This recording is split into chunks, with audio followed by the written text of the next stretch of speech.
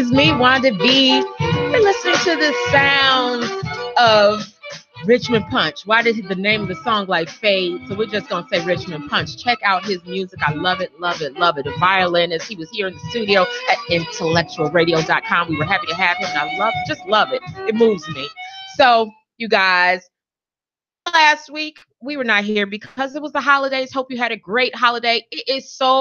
I'm happy to be back. I miss you guys. I miss talking about all this stuff. So I'm very, very happy to be back. I want to thank our sponsors, Ullman Home Improvement. I'd also like to thank Journey to Wholeness Center at 9501 New England in Oak Lawn. And I'll bring them up a little bit later, but so happy to be back.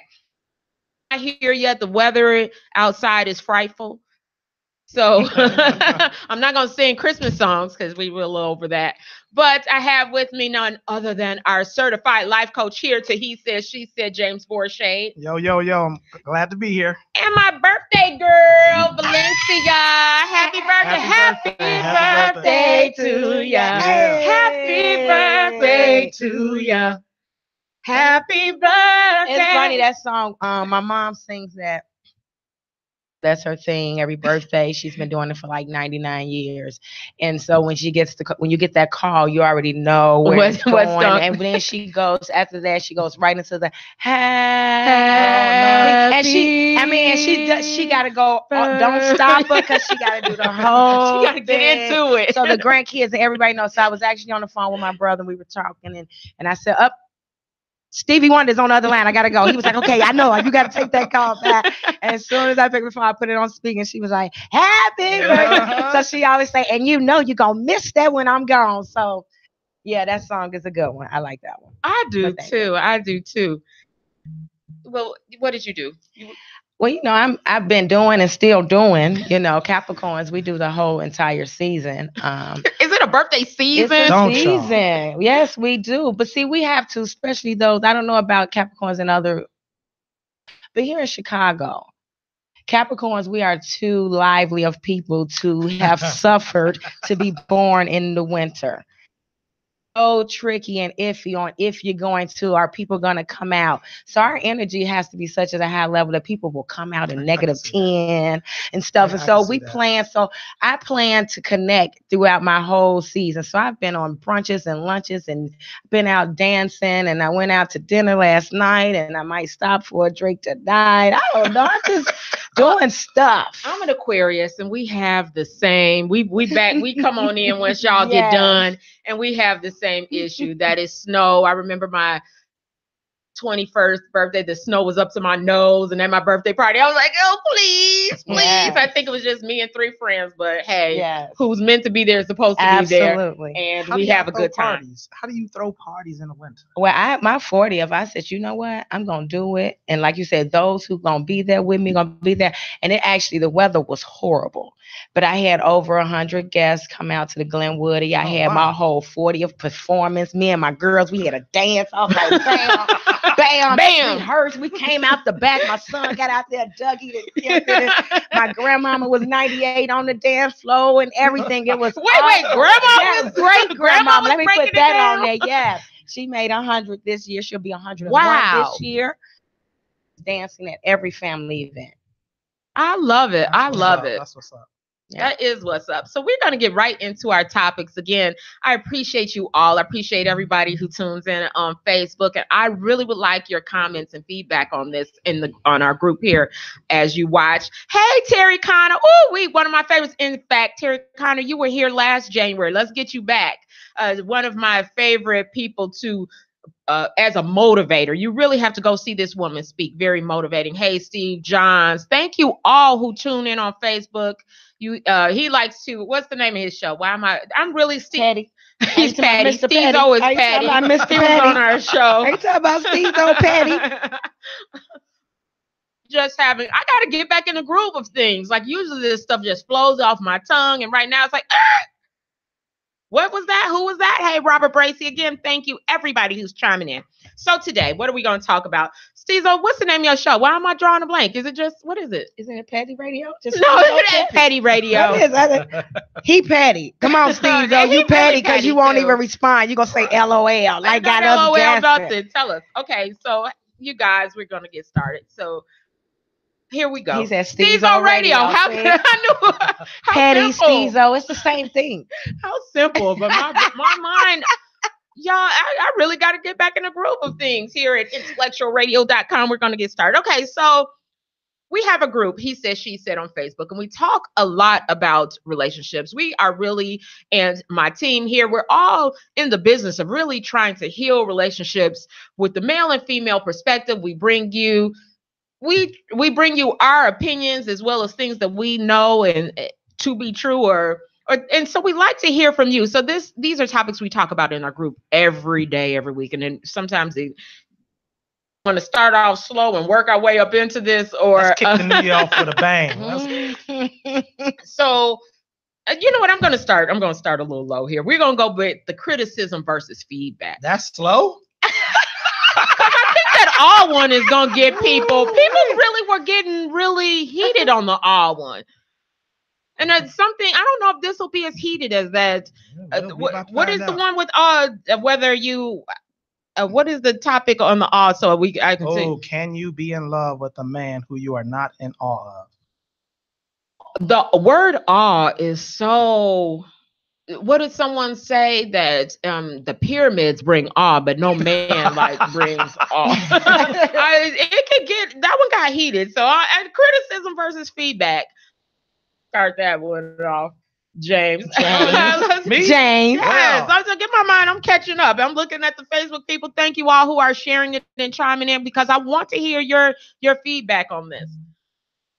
What do we mean? Well, let me start with definitions first, because a lot of times people, the word awe, I have the definition of that one too, but get not hung up on, but our opinions of it. Is it an opinion of a definition or our translation of a definition? Mm-hmm.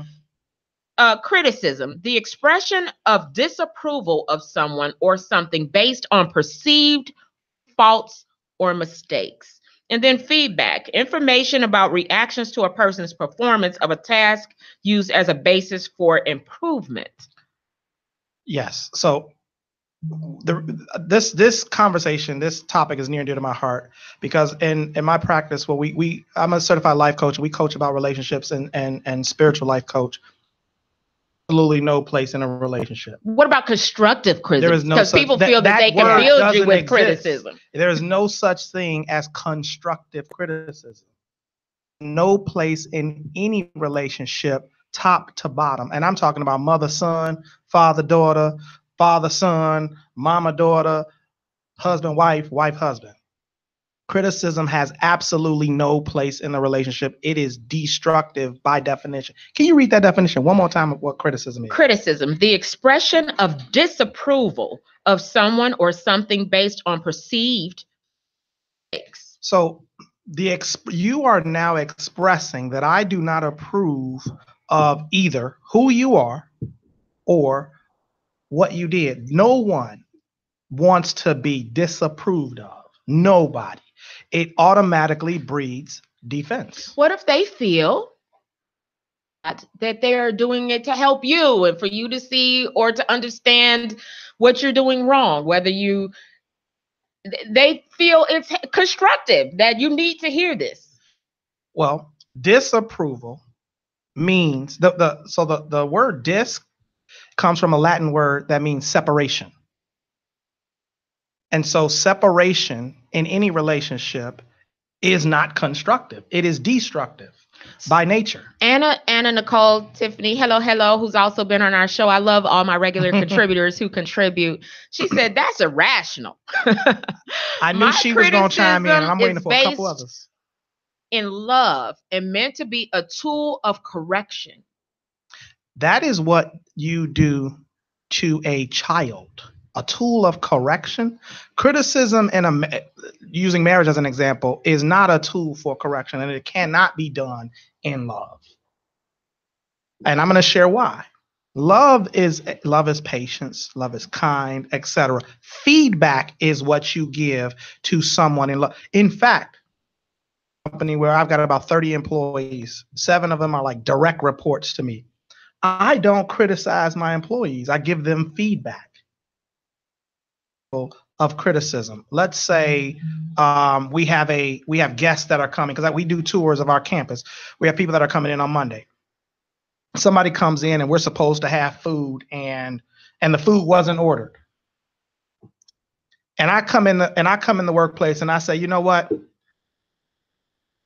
Food, Valencia, you forgot to order the food. In fact, you always forget to order food. Why do I have to remind you to order the food? That is correction. Mm-hmm. Serious criticism. How would you take that criticism? Harsher than feedback. And the next time I wanted food, would you be so inclined to volunteer to do that? I'm gonna get somebody else to order your food then if you really want to. Now, if I said to you, Valencia, you normally order food. What happened this morning? Is everything okay? And how can I help make sure that this doesn't happen again? You see the difference? That's feedback that I did not like that we didn't have food. Something must be going on that you would have forgotten food because who I know you to be. Mm-hmm. And so what criticism does is it actually says who I know you to be, as opposed to who I know you to be is someone who is positive. And so oftentimes when you are critical of someone, the baseline you have for them is very different. So what people, a lot of times, and I hear this said on our group, he said, she said on Facebook, please join the group. They say a lot of times that we're sugarcoating it. Like I shouldn't have to sugarcoat to you to make you feel better about the situation. So check this out. Valencia getting off. She getting ready. Because she and I agreed the last 2 weeks. You all were agreeing. And so I knew that was going to check this out. But I actually agreed on this, and I think I can kind of turn it into girl words. But that people don't like it. That's why a lot of times if you say that was harsh, because they say that's the truth. So I have had a couple who do that now to each other. She says, I am telling him my truth. He says, I don't want to hear your truth. So listen, one of our commenters says we can't be that weak. We have to be able to take constructive criticism. Criticism in and of itself is destructive. So when you begin to criticize someone, humans are designed to do 2 things. Fight and love. In nature, we are designed to be at war. Love actually takes work. Our body's designed to protect us from danger. Criticism comes in as danger. We are naturally bred to be protected from danger. And anybody who is attacking you is a threat, which is why what is next right after criticism is defense. Most people defend themselves when you criticize them. How often, and I would love for the commenters to share, how often do they give criticism that the person receiving the criticism immediately starts defending themselves? Why didn't you come home on time? Well, I didn't come home on time because I got ponytail. Right. and the goal is to get to a resolution. Criticism does not allow you to do that. Criticism forces me to defend myself because it is an attack. I agree. I think what becomes very difficult is how we are conditioned, and I don't know if that's the word I want to use, but conditioned to respond and behave. So like you said, it takes work to change your language.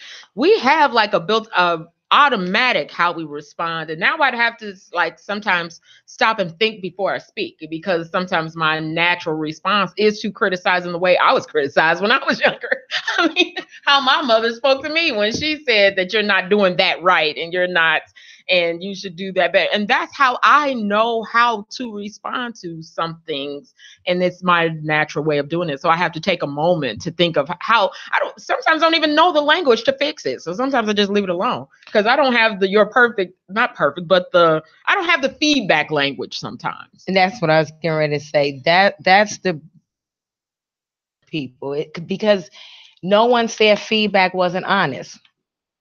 And so I can totally relate with James on this because I currently right now at this moment before I came here was on the computer giving feedback for the employees.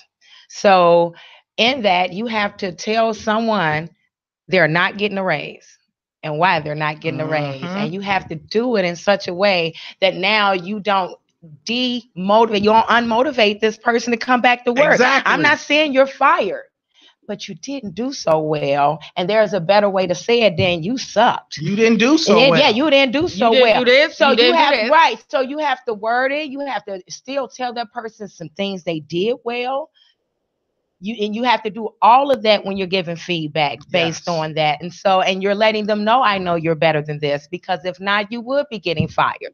So it's the same thing. And that's the thing. We take the relationships between male and the female in an intimate relationship, and we just do not apply all of the other things that we apply to every other facet with our friends.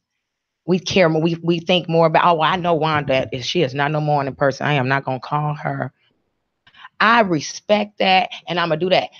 But I know he don't like to get up in the morning, but I'm going to continuously wake him up before 10 o'clock because he should, because he's my man or whatever the case may be. And I don't respect that about that person like a friend. And so it's the same thing with business contracts. All these things are in place for us to know our roles and understand what we're doing. And this is the same thing. And the problem is we tend to put a positive and a negative on the wrong words.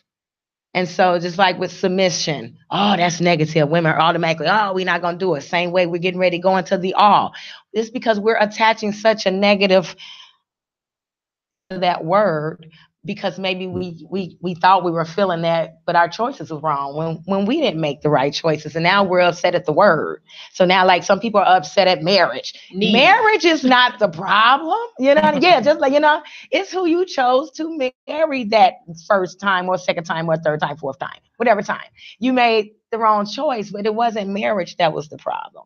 You know what I mean? So I think that we need to just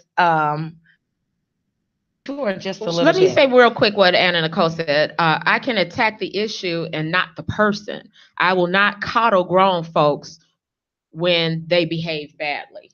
So I'm so glad she said it that way, because that is the very premise of criticism. Criticism puts you above the other person. It puts you in the judgment seat of another person or their actions.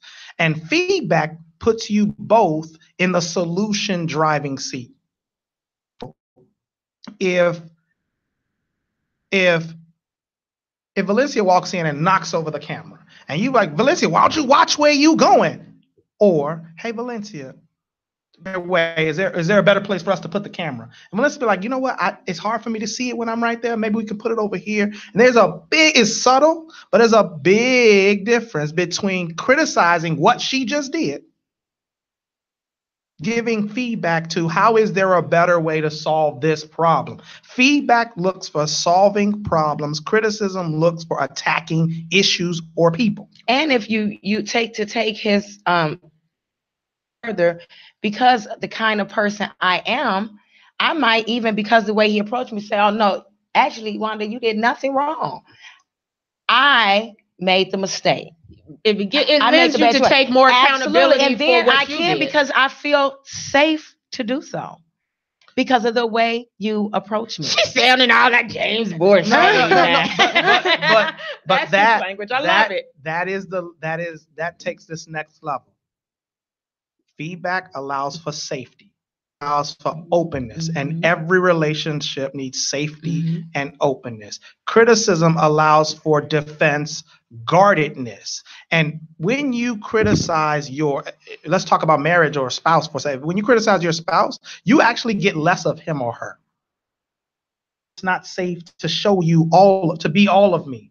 And whether we like it or not, whether it sounds like, well, this person needs to just man up or be a stronger woman, that is how we as humans are designed.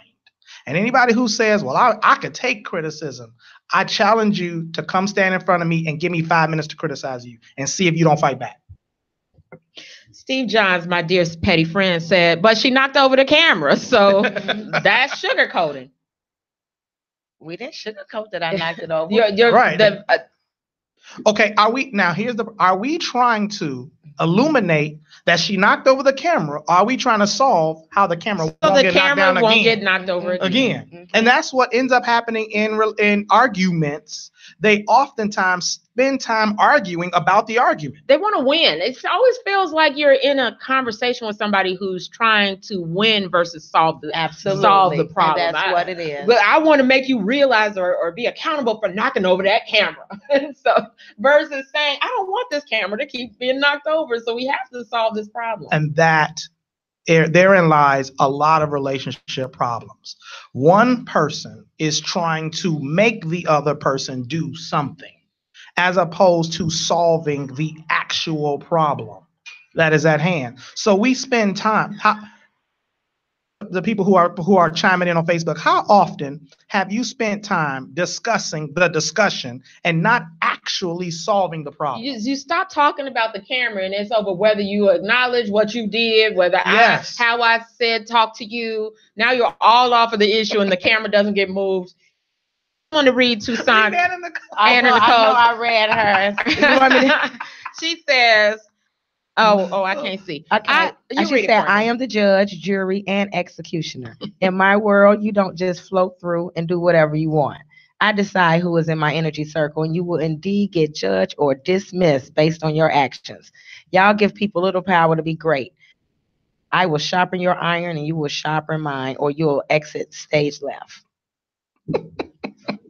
So and James is laughing. James is laughing. Wait, give me a second here. I want to welcome our panelist here, my dear T Bizzle, comedian T Bizzle. Get her if you needed a host.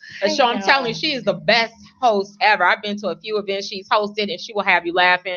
Hey, comedian T Bizzle. Hey, he said. We are looking gorgeous. Is it board shade? Yeah, well, you did, yes. French? How you doing? Is it French? Boris Shadi? It's actually a little Nigerian and French. Oh, so okay. That was good. Yeah. It is. Okay. Well, I'm going to feel you. We are talking about here on IntellectualRadio.com right now. And he says, she says, so at 2 o'clock. I'll get you some. Well, I don't know about all that. You know what? My dear makeup artist and yours too, Stephanie Evans, has given me a few pointer tips on how to put on makeup. And so I took 2 seconds because I'm not that person. I put it on at the traffic light. He said, you know what? I'm not even going to put it on the light today. I'm going to take 5 minutes and do it in the house, in the mirror. You're hot. I'm like, this for the new year. You hot.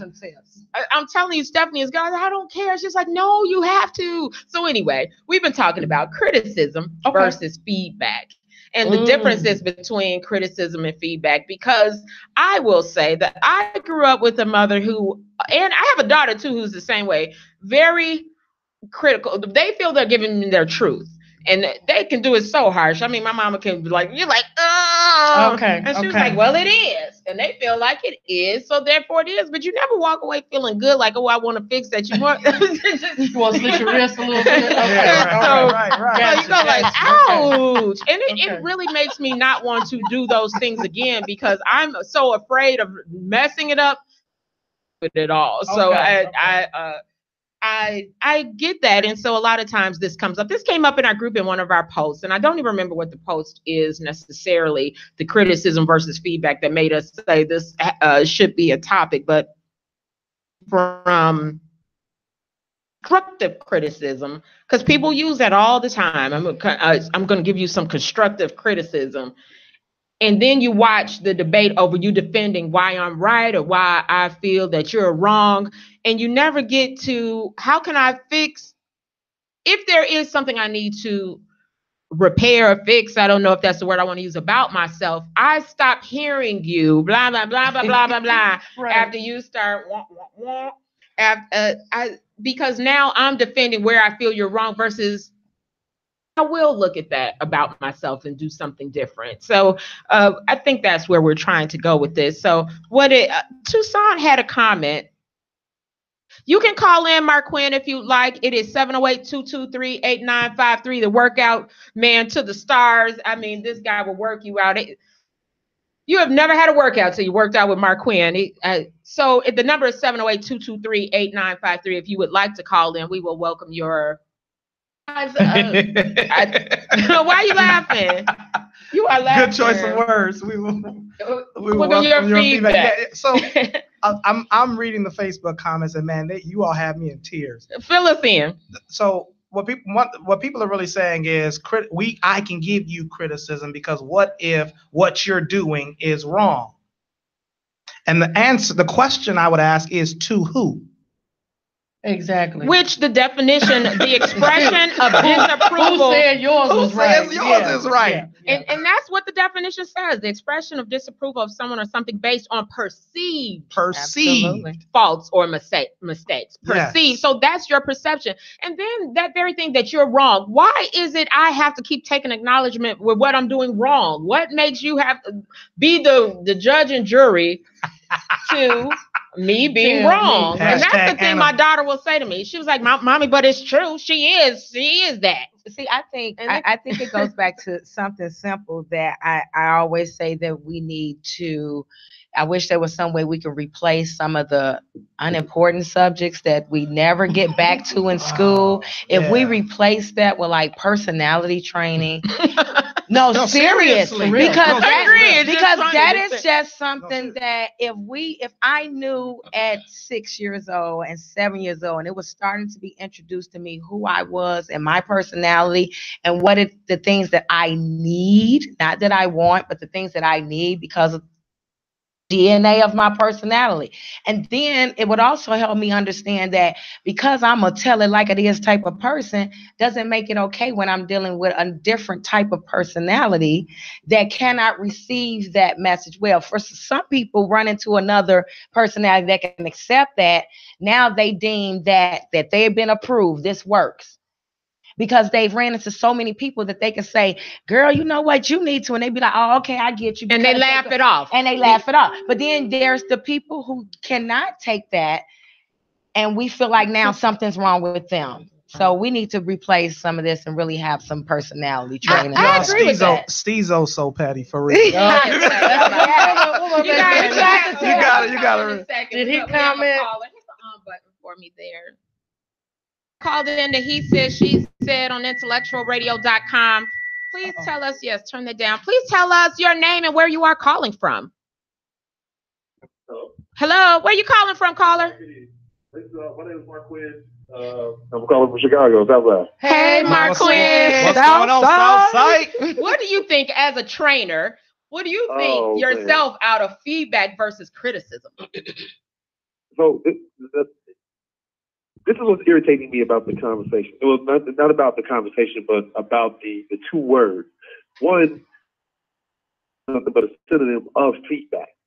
The issue that I have is that it depends on the training of the individual, in my personal opinion. For example, in my household, when I came up, my parents were raw, and it was simple. It was straight to the point, and I was taught a certain skill of listening.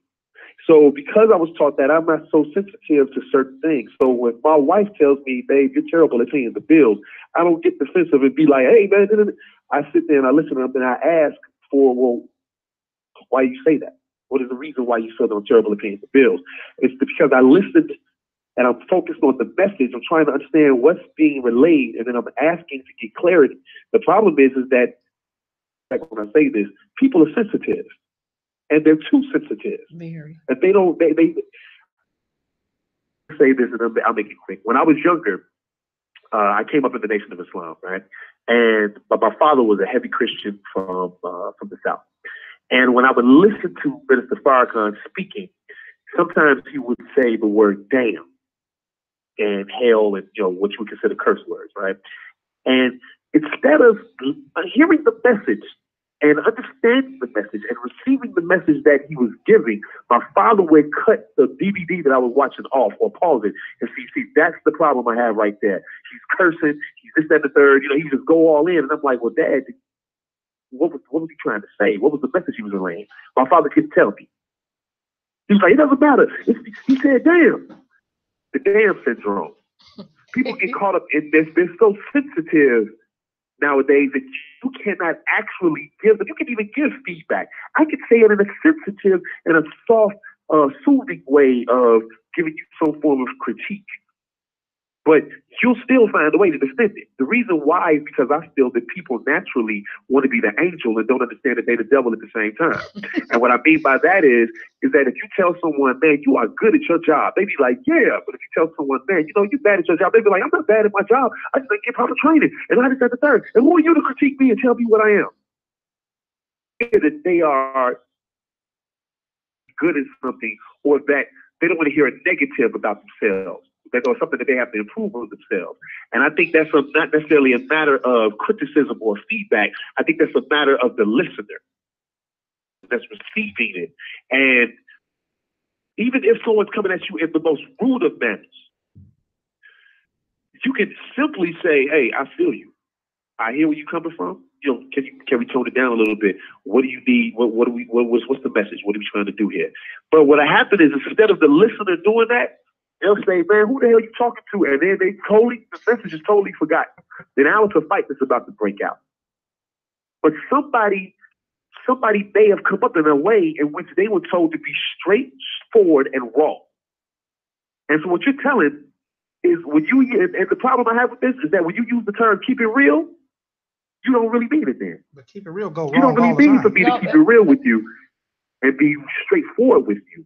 You want me to cater to you. Why does keep it real have to be absent of keeping it compassionate and keeping it understanding? Why does keep it real means you have to be? You're using compassionate and understanding as if the two are related. Valencia, can I take us a step back? Sure. I'm sorry. Can I take us a step back a little further? What you just said, what you just explained to us was your paradigm based upon your upbringing. What makes your paradigm based upon your upbringing correct versus the other person's paradigm versus their upbringing correct? Criticism comes in. What you're saying is the way I grew. Hold on, let me finish, caller. What you're saying is the way I grew up was the right way to grow up. And this is why I'm doing it this way. I didn't say that at all. You said it, and you get defensive about it, so therefore you that's took it as the a critique underlying message. And you came as though it's not. No. Not. This is the underlying. I told you way in which I was taught to listen. So what? No. You got to hear me. You got to hear me. I don't think he's saying you, Marquand. I don't think he's saying you per se. Hypothetically, theoretically, put a Kali on it. There you go.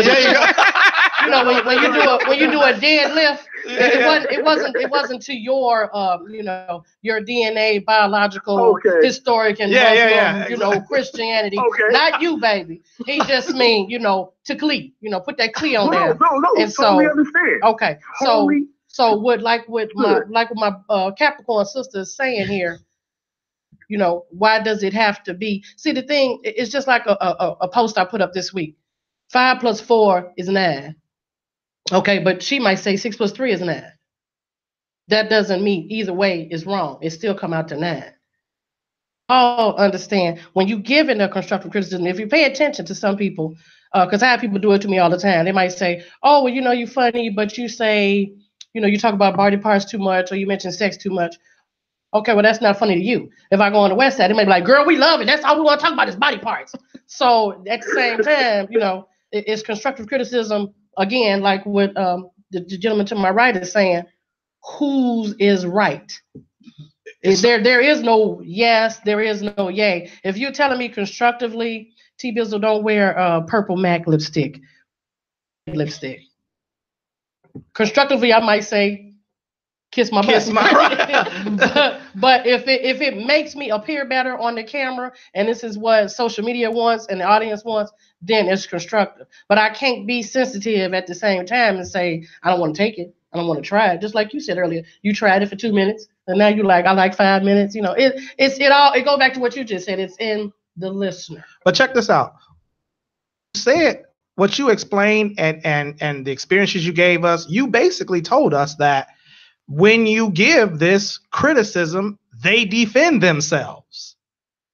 And what you're saying is they're the person that is wrong for not for being too sensitive, not listening, or not taking in what you're saying. But as I started this whole conversation saying, it is a natural response to defend yourself when you feel attacked. Whether that's right or wrong, that is just human. That is not just human, that's animal nature as well. If you feel attacked, you will either fight, flight, or but the freeze. question is why. The question I have is, why do you feel attacked?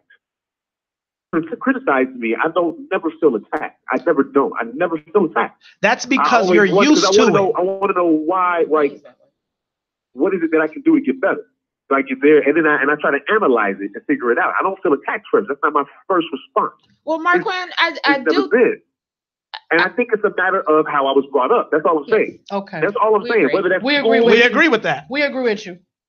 Brought up that way, so then I have 4 children, and you can be brought up that way and still be all different. I have 4 different children, and my one son, you cannot, if you yell at him, he acts like he's gonna melt and start crying, and you like, my nephew's like that, yeah. And then my daughter, I can tell her sit through, and she's like, what? Okay, I mean, it rolls off her back. So sometimes even being raised by the exact 2 same parents. And that's what I meant by the personality training now, because it's not just it's for every relationship. It's for parents and their children, because you can't have one set of rules and have them go out for 4 different types of people. So thank you, Marquand, for calling in. I appreciate that. Can I ask a question before you let me go? Can I just ask a question for everybody? Yes. So I guess my question is, for example, Wanda knows this, I'm a trainer and I take martial arts, right? So, and I take martial arts because there's a way in which you should defend yourself. There's a right and wrong way in how you should respond to a particular situation. My question is then, saying, is there a right and wrong way in order to respond to the criticism? And should there be some form of training in order to deal with that? Because if you ever go into business for yourself or work for someone or anything, by going automatic defensive, you miss it. So since we know that going automatically defensive can be an actual problem, is that saying that there may be a right and wrong? I'm just asking that question. Okay, thank you, Marquand. We're going to answer that for you. Thank you for calling in. I appreciate it. Call back next Sunday, 2 o'clock, IntellectualRadio.com. I think that is a very good question, because we now are kind of talking about how we deliver the message of criticism versus feedback. But then how do we teach someone to respond? And maybe if they are sensitive to people who are critical to them, maybe that's another thing we need to give some feedback on, because you're going to have people that were raised this way. I was raised this way. I can take tough, but I can't take it from everybody. How to respond to criticism is, and let me say this, I have to look at who's delivering the message. Yes. And a lot of times for Marquand and other people, they have asked you to help them. I have come to you, and I saw somebody else say this, I think it was Okara, when I've asked you, when I solicited your advice, somebody who comes hard hitting, I sometimes do think you have to almost be prepared if that person, that's how they deliver their message. So they might not be the person for you. That's why there's tons of trainers out here. You find the person that works best with your personality. And here's where I'm going to give my plug for Journey to Wholeness Center, 9501 New England in Oak Lawn, journeytowholeness.org. There's 18 different practitioners, and that's for a reason. I may not like your style. I don't like how you talk to me. And that is so true when I go there. There is one girl, I'm like, oh God, she like, it's like nails on a chalkboard when she gives advice. It doesn't resonate with my inner being and my soul. I don't choose her. Yes. When they talk, I hear James Borchet. Why I go to James when I have some questions about how I want to deal with someone like James, I hear him. Somebody else could probably tell me the same message but said in a different way. And I'm like, what? And I'm like arguing with them over their feedback. Because it's the personality. It still goes back to, because on both sides, if everyone was educated on personality, then I would already know when Wanda comes, she finna be this way. When Valencia comes, she finna be loud and she finna be aggressive. But when James comes, he gonna be like, well, let me tell you about it. Wait a minute now. Be like, get that weight up. Get it. You can do it. Like, you can do it. Wait a minute now. Put it in a joke. I do. Right. How does James do it again? Wait a minute now. With the understanding. We're going to give it to you very calm, you know. He give you the old you have to be in an honorary mood, you know. I gotta be honorary. Yeah. But other than that, we're going to get You're gonna break it down from the. And do we have to change people though? Why don't No, people that's know the thing. themselves? You do not have to change people, and that's what I'm saying. And this goes back to what you just said. Now we can apply that by going a journey of wholeness, but we take that same thing and judge people and make people wrong when it doesn't work in relationships. That's all it is. It's about taking the time to find the right that you That's it. yes, That's all it. of that. I and say we're be missing raw. that. I say be raw. If you raw, Just be be raw. raw. You raw, Because That's it's right. somebody Because who loves raw. And no shade to my friends, you know, Shade. becoming That didn't come dateable, and all of the other shows that that I love and watch. But my thing is be raw. You know, if you're a person and you're a freak and you want a freaky person, get you a freaky person.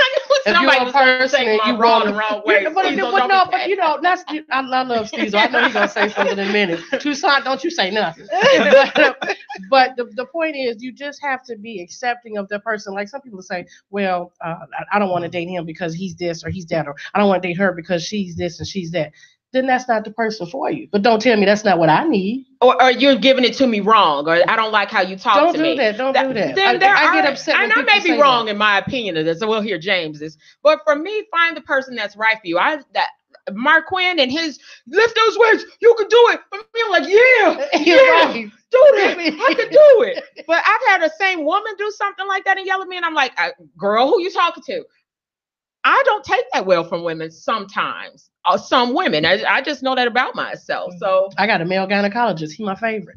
well, that's for another reason. Goodness gracious, T-Bizzle. Keeping this clean. This is a family show at IntellectualRadio.com. They don't know what that means. Look it up. James, what do you think on Mark Quinn's question? Because I thought it was a very good question. The question was great. So communication. What we're talking about here is communication. Communication is a two-way street. The delivery of the message and the receiving of the message. If the message has not been received, then you did not actually communicate. And so when you're teaching communication, you have to teach how to deliver, and then you have to also teach how to parse through what you don't want to necessarily hear. So when I'm working with a group, the first thing I try to find out is, and we do this thing called a life map.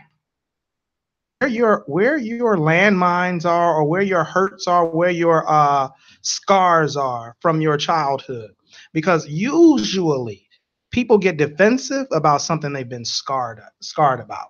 And so we try to find out where you've been scarred so that you can build defense mechanisms to help you burst through the scar and hear the actual message, as opposed to just fighting back to protect the scar or the scab. And so, yes, the answer to that question is yes, people should learn how to receive messages that may not be easy to hear, learn how to deliver messages that may not be easy to deliver.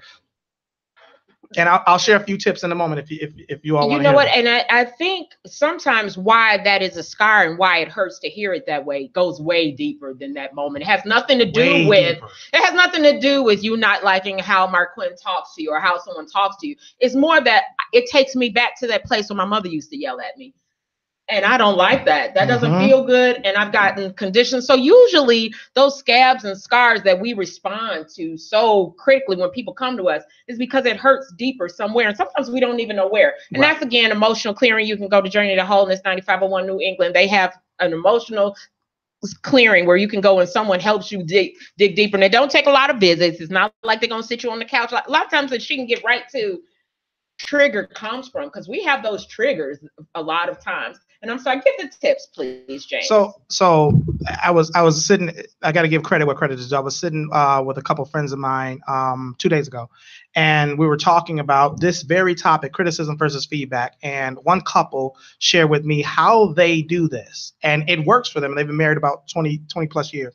So if you've got to deliver some tough information, that one of the things I encourage people to start with is, hey, I want to share something with you. Can you create a safe space? That tells the person to just open up. The sugarcoat people ain't gonna like that. I know, you know they sugarcoat people are not gonna want to do the setup. But it may not be for sugarcoating. It may not be for the people who quote unquote keep it real. And a lot of the people who say they keep it real have been telling us how keeping it real has gone wrong. But hey, can you create? Let me be real with you. I grew up in a keep it real household and was a keep it real person. That's what mom changed too. Get real for real. That's where Yeah, keeping it real that's went when you get wrong. real. Let's be And real. And I grew up in a Yes, sugar trying to say. coated. I You know, grew up in a grandparents were like, go to the room, so everything was hidden. Mhm. So I was like a horse, in a race. The blinders was on super tight. So I didn't understand. No, I didn't understand you can get rejection. I didn't understand somebody gonna lie to you. I didn't understand fake and phony. All I understood was go to the room, and that was it. So when I got older, just like you said, I had to retrain my mind to say, oh, this is what happens. This is criticism. Didn't get any of that because my grandmother thought she was doing me a favor, but actually she, For me, ruined me. I'm exactly like you. After my divorce, when everything changed of how I did things and how I thought, because I wanted a different result. So I knew what I needed to do. But one thing I do with how to respond to criticism is when I feel attacked or feel defensive, I go straight to me and say, why? Why do you feel that way? Why did that come out of you? Why are you responding that way? Because I usually want to heal it. I don't want it to happen again. I don't want to respond that way That's again. what I do. Right? I don't want someone to heal. be able to hurt me. So if that hurt or stung, I take a minute and say, why does that bother me? Where's the first time? And I try to think back to the first time that I felt that way about something. Because I then want to get to that root and say, I don't want that to happen again. And I think that's one, too, for the people who feel criticized when they get on the defensive, is to go straight to yourself, not to the other person. And why you do that and why you do that, why you say that, is to say, why did I feel that? Well, we got N-Dot chiming in. Hey, N-Dot. Hey, N-Dot. She said, can keep it real ever go wrong? She gets annoyed when people use keeping it real to be rude, inappropriate, or out of line. Some keep it reals need to be kept to self. And that's kind of what I was saying to the caller. Keeping it real does not mean you can't be compassionate and understanding and still be honest. It's a difference of sugarcoating. And to me, I don't even like sugarcoating. Either you lying or you telling the truth. Rob was just about to say, sometimes you're not keeping it real, you're Right. keeping it rude. Yeah, keeping it real. exactly. Yeah. It's not even about real, because I could be real and tell you it's not. Don't be rude about it. Still have compassion that you may not agree, that this still may hurt your feelings, even though I'm at this place or whatever the case may be. You don't have to be rude to be real. I'm sorry, not cut you off. So now back to our tips. So one of them is ask if you're the deliverer of the feedback, asking for a safe space to talk. If you are the receiver of tough information, maybe saying, you know what, hearing what you're trying to say, can you kind of change the delivery a little bit? So, because I really want to know, I really want to hear what you're saying, but I'm struggling to hear what you're saying because it sounds to me like, and then you can express, it sounds to me like, this is where you're giving feedback on the criticism. How do we have a conversation where I can hear what you're really trying to say and we can get to the solution? So you want us to Ayana each other? How did we get Go here? That's good. Yeah, I mean, But that's necessary. But- it's necessary. I did it to a young lady last night, so I know. What you say, T-Bizzle? Well, she was telling me things of how she felt her situation where she feels stressed out. And I told her, well, it's really simple. You have to go to the source. And she keeps saying I did. I said, but how did you go to the source?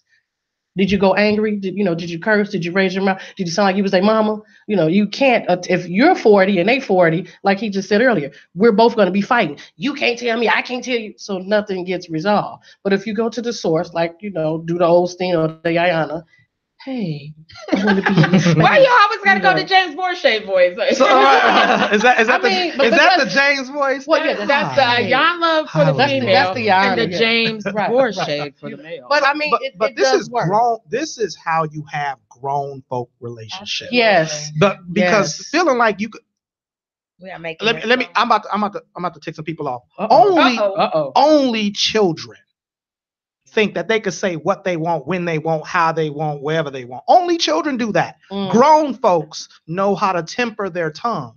If we're gonna go biblically, it says, when I was a child, I spoke as a child. I understood as a child and I thought as a child. But when I became an adult, when I grew up, I put away childish things, which means I changed the way I speak. I changed the way I understand and I changed the way I think.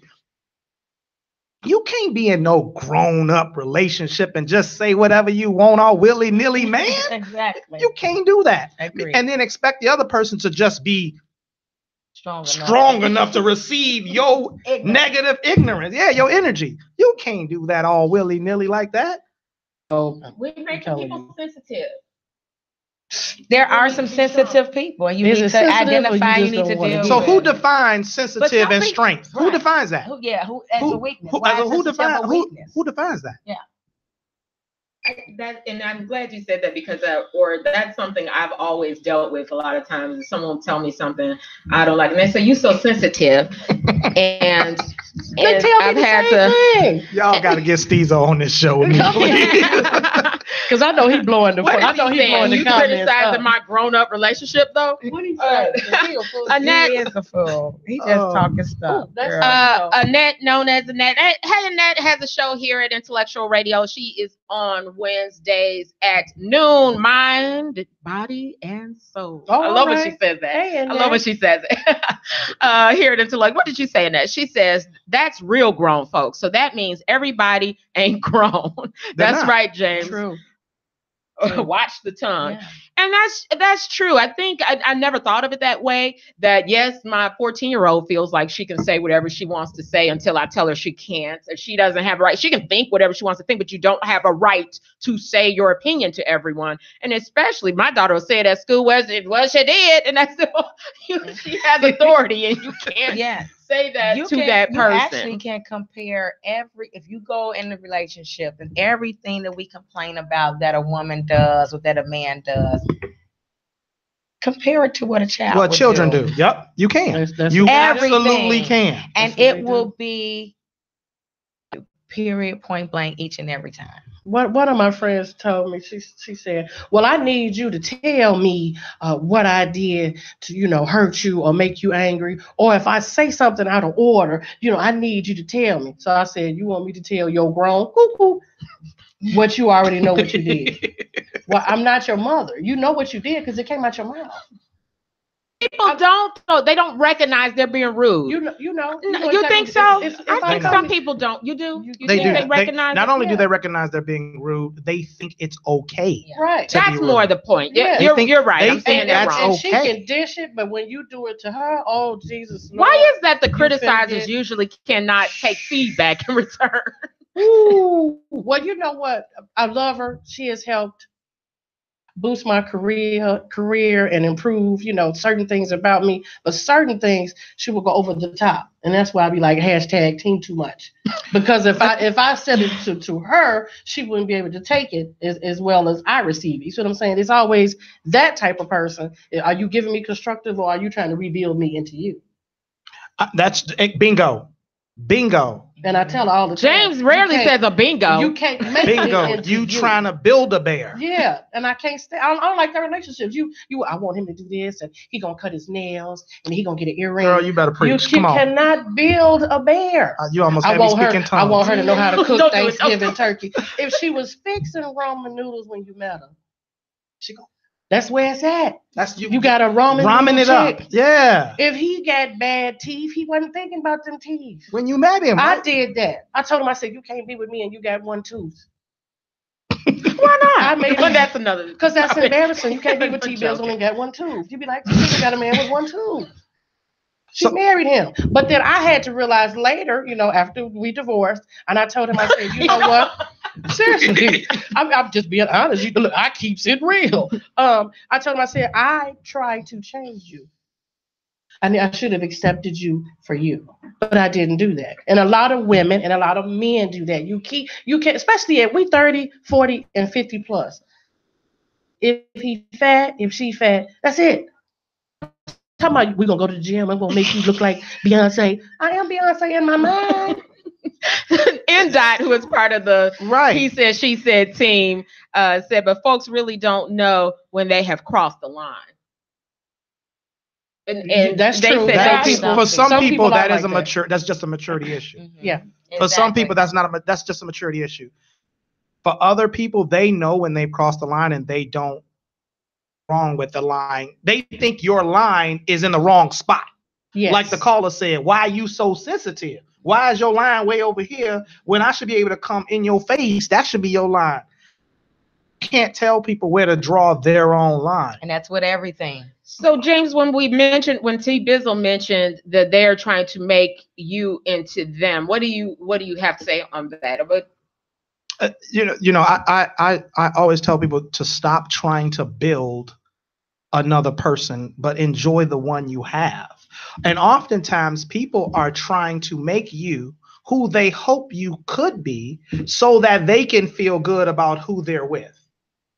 So it's not necessarily about loving the man or the woman you have. It's about it's about trying to create the man or woman you think you deserve.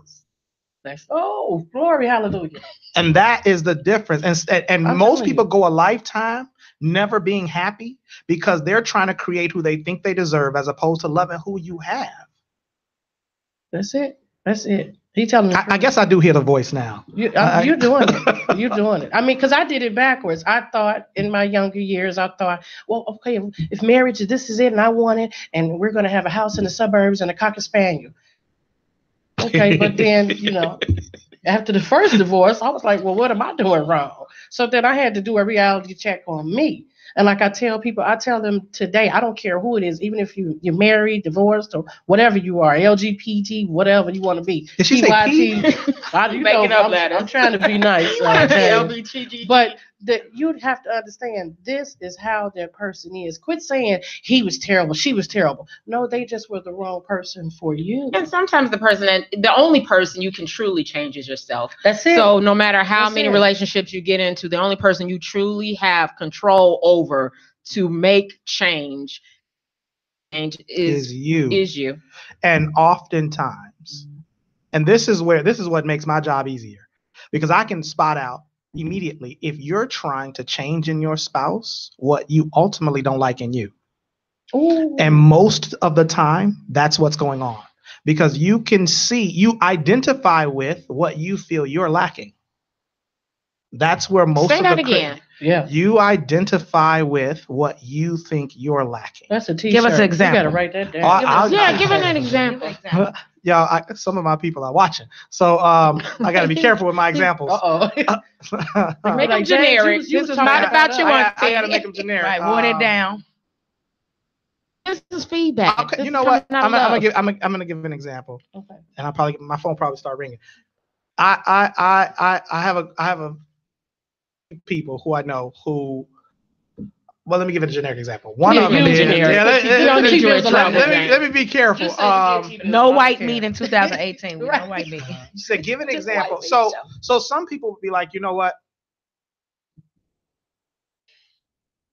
You don't cook enough for me.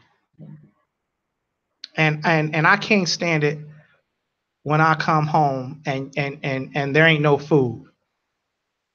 Well, both of y'all work, and you don't cook either.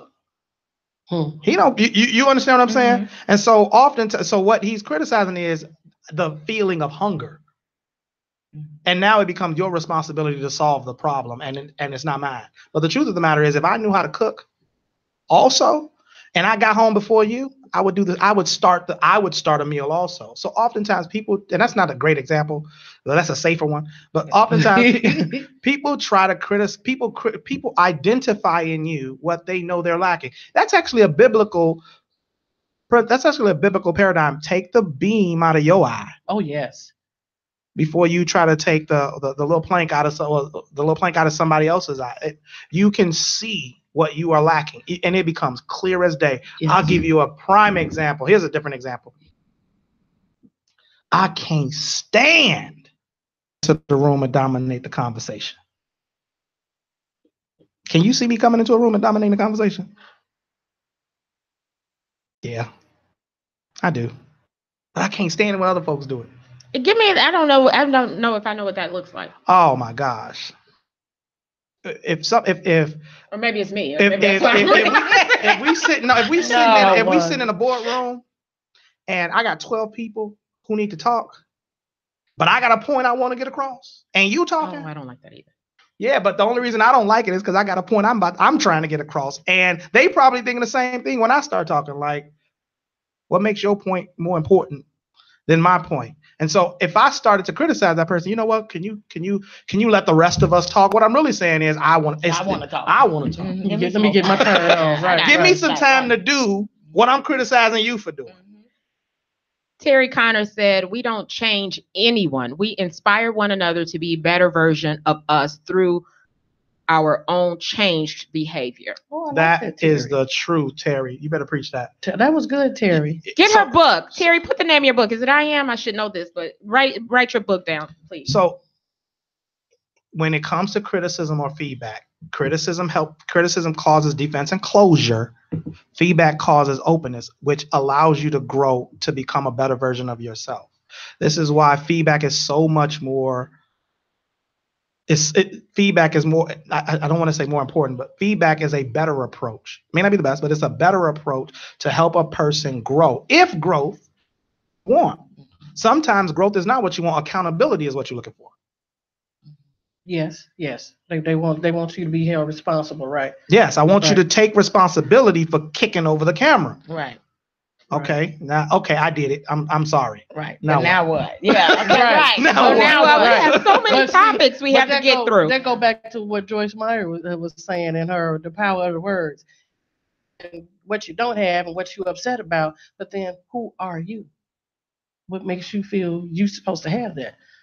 What makes you feel, like I have a lot of girlfriends say, well, he didn't do this and he didn't do that. And I tell them, but when he do it, you attack him immediately and tell him he's doing it wrong.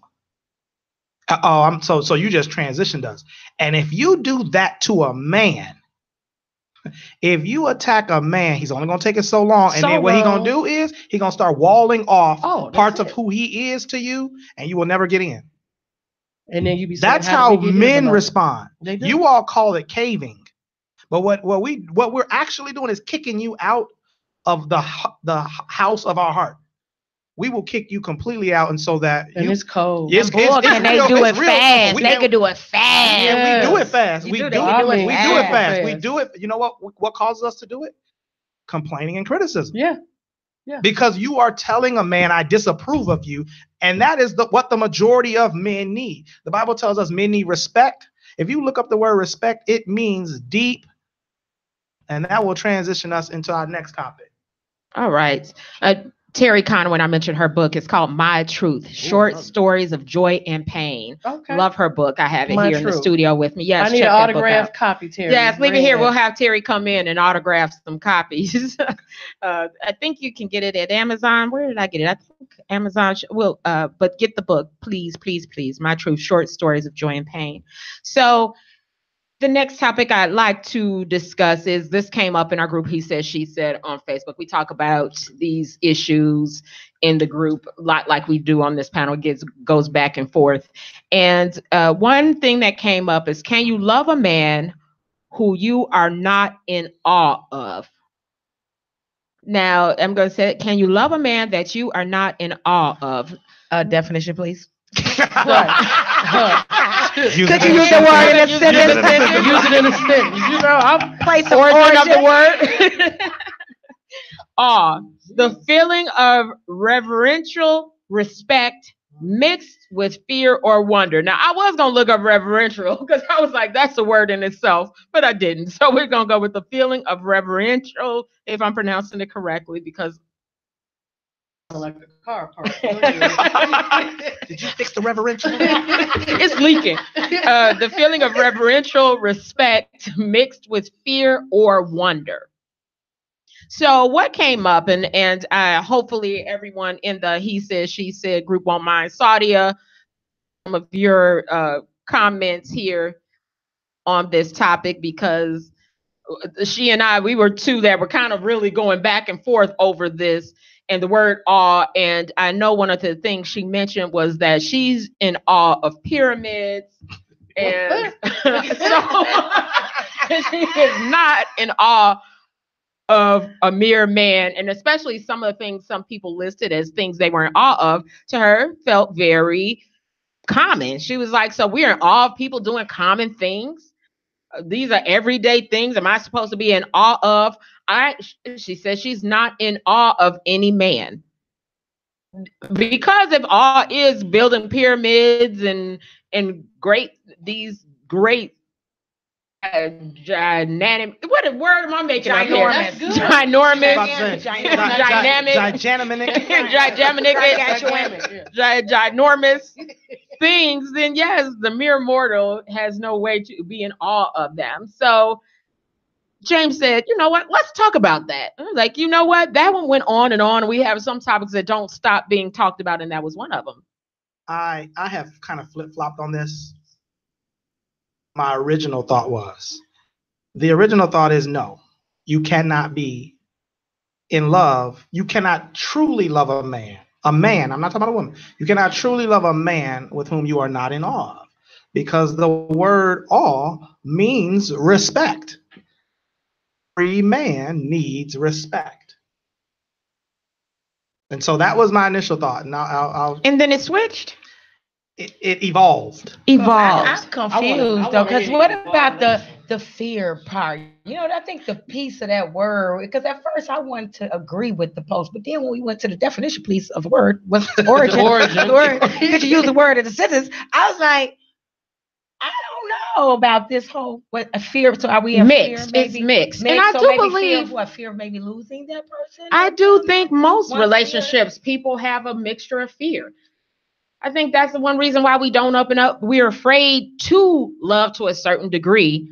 That fear of losing them, fear of being vulnerable, that you can hurt me, I think is even more. Okay. So that if I'm totally in awe of you and putting you at this, then I'm vulnerable to you hurting me. We don't like to be hurt by someone, so we're not going to open up to that extreme. I think that is a drawback to people not wanting to claim I'm in awe of a man, because I'm not going to love him to that degree. And something I put on that post, which I think a lot of people are in awe of God. They fear God. A lot of people have that awe. So why am I going to put the mere man on the same pedestal as God? So now we're getting into the change and the crux of new relationships in 2018 versus relationships in the 60s, 70s, 80s. Because good luck with that one, James. I wish, for those of you all who are just listening, you should see her face there. So in the past, women were in awe of the men that they were with. And the reason I'm using women, because the post talks about women, men start out in awe. Believe it or not, we are in awe of the women we choose. The women they choose. That's the key word. Okay, keep going. Men. That's another T-shirt. If we decide to marry you, it is because we have a deep admiration for who you are. So this is why you've heard men say, you don't need makeup. What are you putting all that on? Because he is genuinely in awe of who you are to your core and your essence. You all do that for each other. You don't do it for us. If you ask 1,000 men, they will tell you, I don't need you to do all of that, because you are beautiful. When you wake up in the morning, you're beautiful. When you go to bed, you're beautiful. So we are already in awe. But because of society today, it has put a negative connotation on being in awe of men. Men like kings. And so when you are in awe of the man you're with, it really means you have a deep appreciation for this person. So much so that it causes you to I'm going to use the word to reverence, to revere, which means to speak highly of, to speak kindly of. It causes you to revere him. But for some reason, society has told us. Oh, yeah. Well, because you're supposed to go through the stuff. Yeah, especially for the black man. We've all, put him down. He's not educated. He's not making enough. He's not tall enough. He's not strong enough. He don't have enough hair. He's not thug enough. He's not black enough. Yeah, I'm tired. Reverential, the definition in meeting, is full of respect and admiration. It's the same thing. Yes, you said that. And this now this is the reason I do this work. Because a lot of men suffer in silence. They are in relationships where they are not revered, respected, and I'm not talking about respect by the way you speak to them. I'm talking about respect in the way men receive it, which is to deeply admire. Because for some reason, society has told ladies, particularly, that black men should not be deeply revered. When you look at all of the images and the impressions on television, oftentimes the black man is seen in a negative connotation way more. I want to say it's 1,000 to 1 versus the time you see him in a positive light, and that is by design. People say, and me and Anna go back and forth also, Anna Nicole said that ye are gods. Absolutely. God created us, men and women, in his image. If you can't see God in the man you are with, how can you see God whom you have never actually seen? Wow. How? How is it possible? I was taking that in. Okay. I was like, okay. Anna also said, faith is that. What is it, James? The substance of things hoped for and the evidence of things not seen. Yes. So I believe it. But for the question, is it can you be in love with someone you're not in awe with? I'm with James. I have to be awe, and I have been awe, but the man that I was in awe with, he wasn't able to receive it at that time. And that's why, I did mine backwards. I did all of my awness, and now I'm in awe with T. Bizzle. So it's a little new to me to go back to how I was, because I would do that. I would put him first. I would make his brown paper bag lunches. I would put Post-it notes, and I would lay his clothes out, and I would tell him how much I appreciate him, and I'd kiss him on the forehead, and I'd talk to him at lunch, and I'd tell him at night, I love you so much. But again, men, since they're already disrespected, you lying, you don't love me. Can we choose the wrong? Can we be in awe of somebody who doesn't deserve that? That's the question I have. I mean, can you be in awe of somebody that doesn't love you? Is that what you're asking? I don't know. I'm waiting on her to finish the question too. I'm thinking it out myself as I'm saying that. I think sometimes I wonder if we maybe confuse our feelings. We have awe for someone who, and then we go back and say that person hurt us, but really, did they have the qualities to be in awe of in the beginning? In love. And so, can you choose the wrong person to be in awe of? People say, I loved him so much, but that person was not the right person for them. On the first place is what you're saying. With somebody who wasn't fulfilling. I guess what made me think of that. Because see, I think we all rename things for what we want them to be in the beginning sometimes, because they're there. This is something I personally had brought to my own attention in my own stuff, sitting on my own couch, talking to my own therapist. And your own right, sitting there. No, for real. This is for real. No, I was paying through the insurance, girl. I have insurance. But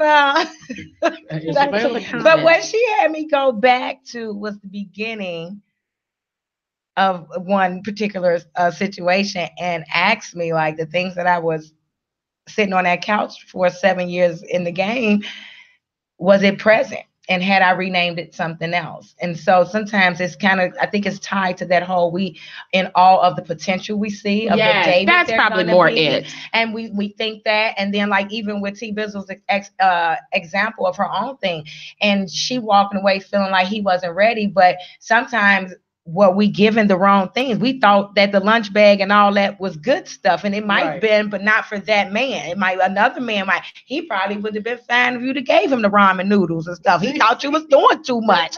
It wasn't necessary, but you was pouring out, and he didn't understand when you gave him that lunch bag what that meant. So I think we still go back to, which someone said on one of the posts, the love languages, the personality, it's all of that. Those things that we really do not teach, we really don't learn. We don't know where that information is. And so we're out here lost, and we're going through all these bad relationships, and then we're trying to figure it out at 40, 50 years old. So advance. I think we need to just start having grown-up relationships, because awe does not mean that this person is without flaws. And I gotta give credit where credit is due. Let me read Anna Nicole Lacey's comment. You can be in awe and be hurt. Those people aren't without fault. Your awe isn't meant to cover their human flaws. It is meant as a tool of grace from you to them. It should be mutual. That is absolutely true. People often look at awe or another person and for some reason don't feel like they got flaws. So when they see the flaws, it comes as a surprise. You did not budget for this man or this woman to be human. Right. That answers that. Yeah. Why we say pyramids, and I'm not going to let that man have that thing of being in awe of him, the mere man, because to us, being in awe is someone that's flawless. But nobody is. That doesn't mean he or she is probably aren't either if you ever walk up on it and actually touch it. You know what I'm saying? But flawless is a matter of perception. I mean, the pyramid's going like this. What if you like the building that go up and got the little hole on the top? With the it's a matter, it's a matter of perception. So being in awe of a person, I think it's required, especially when it comes. Why is it required? So the definition, awe is a reverential respect. Respect is really a deep admiration. How can you love someone you are not deeply you don't deeply admire? And for men in the relationship, deep admiration is what's required. It fills men's tank. And a lot of men are in relationships right now with an empty tank. The light been on for miles. And they like, I think I can make it. I know my car. I got a little reserve, but I can just keep on pushing. 87th Street. Yeah. So I want to challenge, and this we again, I'm only challenging the ladies this week because this is the topic at hand. So don't start posting or emailing me when you're gonna challenge the men. I want to challenge the ladies that if you are in a relationship with a man, to go back to what you originally liked about him in the beginning. Because the only thing that really changed in the relationship is the perspective or whatever you two are focusing on. Focus on all of the things that you agreed on in the beginning. Those things will grow in the relationship. But what happens is one, maybe two disagreements come. Separation, and sometimes we focus so hard on what we do not agree with that we completely lose sight of all of the things that brought you together that you agreed upon. This is why criticism is in a relationship. You cannot do that, because when you criticize, it causes you to illuminate what you do not like, and what you give energy to will grow. Relationship, think about it. You all spend hours, days finding everything we like. You like roses? Oh, I love roses too. Girl, you like that. That's what you did in the beginning. If you stay there, if that remains your paradigm, you will continue to grow in harmony. Mm-hmm. But if you switch that, it will change. Whatever you give energy to will grow. That's right. The doors of the church are open. Wow. So take debit cards. They do in some churches. Shut up. Go ahead. Shut up. Right in the front. Girl, I'm not gonna do it on this. New life. No, you're listening to He Said, She Said on IntellectualRadio.com. We've been talking about, do you need to be in awe of a man to be in love with him? So another thing that came out of this conversation is the person said, it seems like we praise people for doing stuff that they should be doing and say that is we're in awe of. And then Toussaint said, overwhelming. You guys have to be on the show. We have to plan that coming up, but maybe the Iron Man. Sit on the couch. I want to be here when you saw. We should have an audience for that one. You know what? As I look for that comment, I'm going to keep going with what Saudia said. To that, it felt like in this conversation that women, some women, and even it was a man, and I know he's married, said he's not in awe of his wife. He doesn't feel that that's necessary. When we talk about this as a man, a female, she just laughed. I'm sorry. I just was like, wow. he really speaks lovingly. Normally, and he wasn't saying it as a negative, just saying that he really didn't feel that was necessary. And a lot of people agreed that in awe of what? That came up often. What Valencia? That's because we have sadly brought into that. Please, there's a real, true, honest, drama-free. Every day I'm waking up constantly thinking of what can I do better. We all believe that that's a fairy tale and it doesn't exist, when that's really what it takes, and it's really simple, and it does. So we have sold that you have to be this and that, and instead of flaw comment, and they'll flip it. So yes, we know that you come with flaws, but we kind of broaden that, what flaw we really mean, into somebody we're not in awe of. So so now on this scale, all right, ain't nobody 100%. So I might as well, cause she did this. I had some kids with her. She know how to put some Polishes in them ramens. So we coming up with this list of settling to where the people who looking for the real and the deep gets told that they're crazy. And so we have conditioned people. We have set them up to that it's okay to not have everything you want and be in love with that person. It's sad, but that's where we are. So why do you feel, James, that you have to be in awe of a man to be in love with him? Because awe is respect. And if you don't have a deep respect, and respect means admiration. If you do not have a deep admiration, well, let me ask a different question. Can you truly give the man what he needs? Have a deep respect for him, which is what every man needs to function.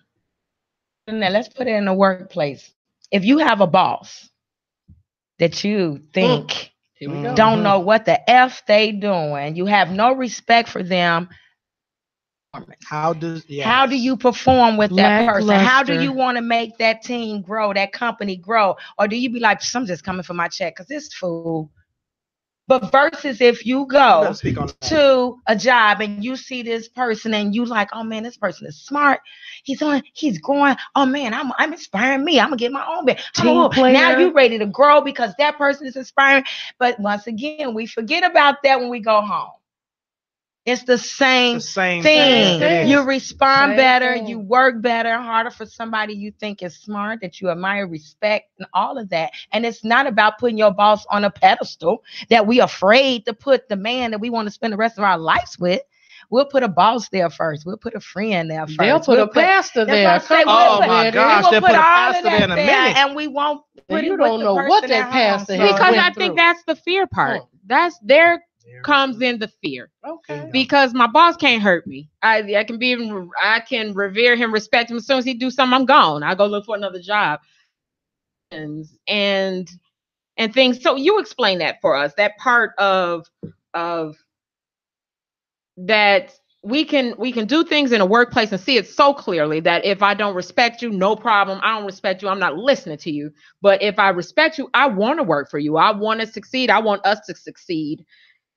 But we can't translate that to a relationship. Why can't we? So oftentimes it doesn't translate into a relationship because people have never seen it done in the past. Number one.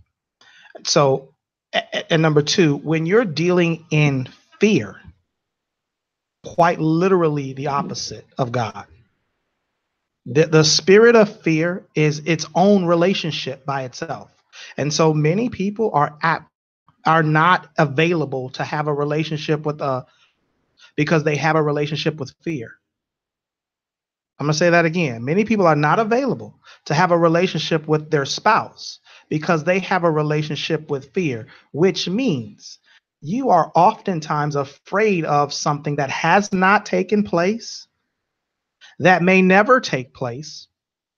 And if you hold on to fear, which is oftentimes behind you, you can never get to what is in front of you or what is there for you. So when it comes to being in awe of the man you're with and fear being the determining factor stopping you, or not wanting to get hurt stopping you, you are actually not 100% available for the relationship.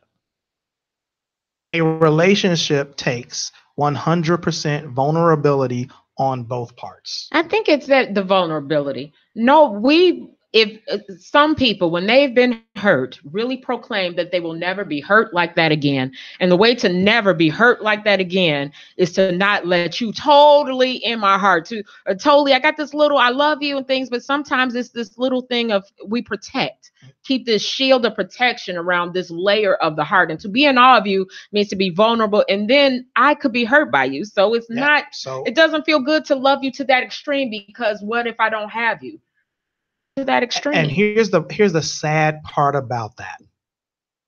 When you love to a percentage because of fear, what you fear, you often create. That was my next. I was That's so it. waiting. What you fear, you create. I was so waiting. Because I was so waiting. What you fear, you create. And listen, you guys have to study. I study the physics and the Bible together. The kinetic energy and potential energy. When you fear, you are literally giving power to potential energy, and it is transmuted into the kinetic energy, and you end up attracting what it is you are afraid of. You actually end up creating it, and you make it happen. Right. What you are afraid of happening. Absolutely. And then they justify and say, see, I told you you were gonna hurt me this way, because they project the fear. I'm gonna put my business out there. Come on. Okay, I'm gonna put my business out there for a minute. In my marriage, he would always say, you're gonna leave when the kids get older and this and that. That was his fear, but it was a fear because he knew he was not doing what he should have been doing to prevent that. So his actions ultimately led to, when the kids got older and my buddy was stable. But that was a fear that he had already been preaching for years before, and his actions could have did something different to prevent it. He spoke it. But what if I tell you that the reason he didn't do what he was supposed to do was because he was afraid that you would leave? So what we do, Anna said, you hurt yourself to prevent from being hurt. Mm-hmm. What he did was he withheld some pieces of him. Not hurt when you leave. Listen, the Bible tells us to be fruitful, multiply, replenish, have dominion. Yes. And when you are trying to multiply, so we're often taught in church that 1 + 1 is supposed to equal 1. That is not what the Bible is talking about. We're talking about multiply. 1 × 1 = 1. And when you bring 1 times 0.5, it doesn't equal 1 again. You understand what I'm saying? Okay. And so what you're doing is the 0.5, the 0.6 becomes added baggage. So now you have 1.5. You're not dealing with 1 × 1 = 1 in your relationship. And that's what it takes to have a full grown adult. And I'm going to say that adult, mature relationship. It takes a whole person who is 100% available with a whole person who is 100% available, and that means vulnerability. What if I told you, ladies, out of all of us, men are way more vulnerable in relationships than you all? Way more. And I know that's hard to believe because you don't hear. I'm going to tell you how. Do you know how vulnerable you got to be to come up to a lady who could quite honestly reject you? Go get rejected, lick your wounds, and come do it again. And then come do it again. And then come do it again until she finally says yes or okay. So we literally have to take what you're afraid of, your vulnerability of being hurt, and put that to the side. Now, it's no easier for us than it is for you. And so we as men require that you come to the relationship with the same vulnerability. Go for some who have been hurt before. So if you've been hurt before, and you are afraid of being hurt again, don't get into another relationship. Don't do it. Absolutely. Don't do it. You got to listen to the late, great Teddy Pendergrass. Talking about a 60-40, talking about a 50-50 love. I mean, you know, Teddy put it right out there for you, and like James said, and what Valencia said, you if you've been hurt, and that's why I don't do it. It's not because I haven't been hurt. I know that I need to heal things within myself. Because I know I'm cute, my booty big, whatever. So, my hair on point, you know what I'm saying? I make It you feel is good, now. I had to say something about the hair today. Is late. But at the same time, I like to stroke a man's ego, but I know that I require a man that will make me feel protected. Because I'm going to tell him, thank you, Big Daddy. That's right. Come on now. I'm going to do it. I'm going to tell him, you want me to get your slippers? Well, but a lot of people, they don't, I'm not finna do that. I'm not in awe. Well, I'm in awe, boo. Especially if, I got a man, I'm in awe. I got to have some type of respect for you. So when that guy said he wasn't in awe of his wife, I would just like to be a fly. To know what's going on, because if you don't have any admiration for her when she's in the kitchen making grits, what's that, honey butter biscuits, you know what I'm saying, and turkey sausage, you're not at all. You know what I'm saying? But come on now. When she's standing at the kitchen counter and she whipping and shaking it, you ain't in all that. And I done put extra yogurt butter on these biscuits. Man? So when she's supposed to be doing that. That's what she's supposed to be doing that. That's what they saying. She's supposed to be cooking breakfast. We got to eat. Okay, well, he's supposed to make. Well, you supposed to be making breakfast. You supposed to be making breakfast. You hungry? You see what I'm saying? Both of us ain't supposed to be working. This is what y'all need to have grown folks relationship. That's what I'm trying to tell you. What was commonly Wanda, said. We coming out with the new show, Raw Love. Raw Love. We gonna keep it 100. Pun intended. It's coming out March. Pun intended. That's it. I'm signing up. That's it. That's it. We Raw Love 2018. This is set right here. This came up a lot, and that's why the how to get to the awe is a lot of people said it was so common that they said that's basic stuff. Cooking, I'm supposed to be in awe of her cooking. I'm supposed to be in awe of him treating his children with love. I'm supposed to be in awe of this basic stuff. That's why they say marry 20, 40, 50 years in the 60s and the 70s, because basic stuff is what had the houses paid for, what sent you to college. Now. What got you this money after grandma died and she left you a savings. It was in awe of the basic stuff. See, we in this. It was the black family as a unit. We in these relationships now where we want microwave relationships. Man. We put it in the microwave and you would get it today. No, you got to have a foundation, fundamentals. Yes. So going to work, coming back home, bringing a check and giving it to you is something to be in awe of. Putting biscuits in the oven is something to be in. It's something to be in awe of. See, we always say it's the little things, but then we not the little things. I love it. And then when we break up, we say, I just want it. Yeah. Come on now. And I'm going to now I put my business out there because a lot of when I looked at, I can't change him. I'm not even going to talk about what he did or did not do. I'm only going to speak for myself and what I learned heal from my past relationship is that was me. I really was that person that pick up your kids. You're supposed to pick up your kids too. I really had that kind of attitude that you should do those things. That's what men do. So you go to work. Why do I need to commend you for doing that? That's what men do. And that really was, and I looked back on my relationship and thought, was I really that person that said, thank you for doing that. I appreciate you doing that because basic, but that's why I'm divorced. Well, I agree because I kind of slightly had the attitude, but I had another dynamic going on at that time as well, which is probably how I was able to not really address because he was going to oops upside my head. So I was like, I don't appreciate you. That ain't nothing to be paying the bill. So I'm saying, so I would literally speak the words like, I don't think you paying the bills is great because even if I wasn't here, you have to pay my gift because you still, And so I maybe I didn't recognize that was part of something I could have changed, but I couldn't get. No. I'm not going to address the hit. Well, that's a different. So any man that put his hands on a woman deserves to go 2 rounds with Mike Tyson. Gloves that's off. It. That's in gloves real off. Fighting, right? Right. Gloves off in his heyday. So that's just take this with you. Right. Because that's real. And I agree. I'm just saying because of that layer, it blinded me to things I could have done different because that layer was just so thick that, because even when and that's why I got divorced. I got divorced over all the things he did. In my head, that is why you didn't do this, you didn't do this. I didn't feel this, I didn't feel this, I didn't feel this. And that's how I started my divorce and the separation of all those feelings of why. And someone else would come back to me and say, I don't see why you divorced him, because he did that and he was doing that.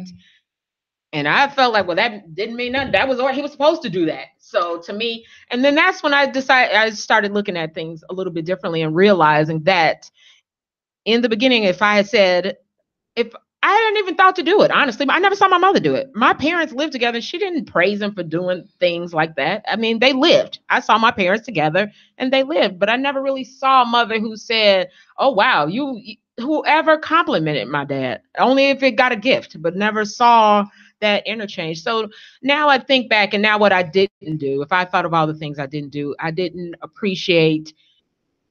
I'm going to say that now in retrospect, I can go back and be in awe of who he is and that he's an excellent father. And I go back and look at the things I didn't see in awe. I was in love. I loved, but I wasn't in awe. But that takes my mindset had to change a bit to now see the awe in the little things. I didn't see the awe in the little things. So now to go back, and I don't know if our relationship would have been different. Would I have got a different response out of him if I didn't? I don't really know if I made him shut down. I don't know if he'd ever not necessarily, but I don't know if things would have been different if I tried something different. Let me ask a question to the better, ladies you do on better. the panel. Yes, sir. Were you ever in awe to say yes to getting married? When he asked to get married, were you in awe at some point? At some point. I was in awe to my son's father, but the marriages, no. Those were just marriages to be marriages. I think I was in awe of one little the things I was looking for at that time.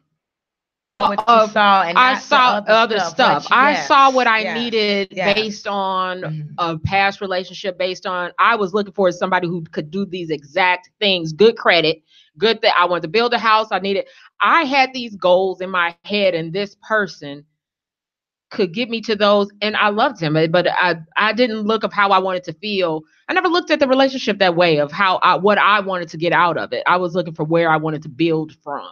No, I was in awe. When he entered the room, I would be like, ooh. I mean, I had one of my friends, Derek Shoemaker. Where you at, boy? I need some music. I had him make him a, back then it was a cassette tape. I had him make I'm sorry, not a cassette, the cassette tape, the small one, not the 8-track. I'm thinking about the 60s. I had him make him a cassette tape of all love songs, and one of the songs I picked was Angela Winbush. I think it's Angela Winbush, Your Smile, because he could just walk to the room and I'd melt. He could touch me and I would melt. So yeah, I was in awe. And when he went and got that ring from Service Merchandise, you couldn't tell me nothing. I wanted to be his wife, and I knew we was gonna make it work. So yeah, and I would be in awe today when if the next go around. Yeah, the next go around, because now you're taking. But that's how I am. You know how people like I remember this guy I dated when I was younger. He scared me, but I know what he means now. He said, I'm not the type of person that goes and just to see if the water is cool. I go head in. So that's how I am with my energy, and I'm like this every day. Even on a bad day, I'm like this. I'm turned. T-Bizzle is just turned. Even on a bad day, I'm still jumping head in everywhere. I'm just It's either all the way or not at all. So I don't want to go into a relationship. Some women or some men do it. Like some women, I don't burp. And I just wait and I don't poot and all of that. Girl, bye. Right. Like I said, the new film coming up. This is the film right here with raw love. You just raw love. If I got on the slumber cap, this it. But I'm fixing the biscuits. Go into it. With that's grown up love. Well, we still trying to have 50 Shades of Grey love. Yes. This is many people have bought into the movies and the books, and they are in Fantasy Island instead of grown love.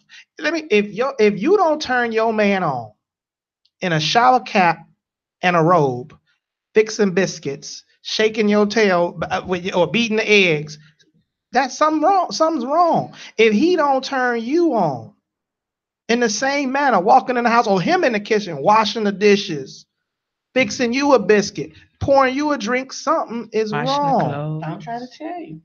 But people don't say it. Go back to what. But I think, and like I told this girl, your thing may not be the same. We have to realize we're all different too. So for some people, the biscuits and may not do, but I think I ran into this with Saudi and the compassion. She mentioned an example, and I was like, that would do nothing for me. Said, well, that is every day. And then I thought after reading, I was like, no, I'm wrong. Because if that is her awe thing that he does this, we come from different places. So I do think what puts us in awe may not be the same.